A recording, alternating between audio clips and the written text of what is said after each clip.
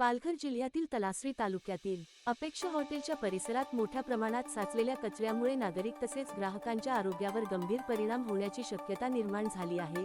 हॉटेलसमोरच कचऱ्याचे ढीग साचलेले असून त्याकडे दुर्लक्ष होत असल्याने परिसरात अस्वच्छतेचे वातावरण पसरले आहे।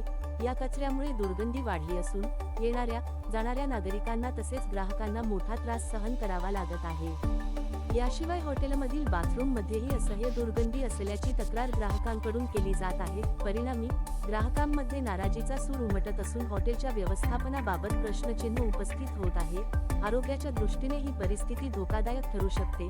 कचऱ्यामुळे मलेरिया, टायफॉइड असे रोगरास वाढण्याची शक्यता असून विविध आजारांना आमंत्रण मिळत असल्याची भीती व्यक्त केली जात आहे।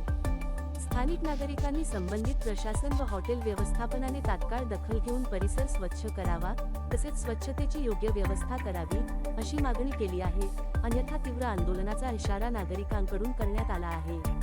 महाराष्ट्र लाईव्ह न्यूज पत्रकार संतोष ठाकरे, तालुका प्रतिनिधी, तलासरी।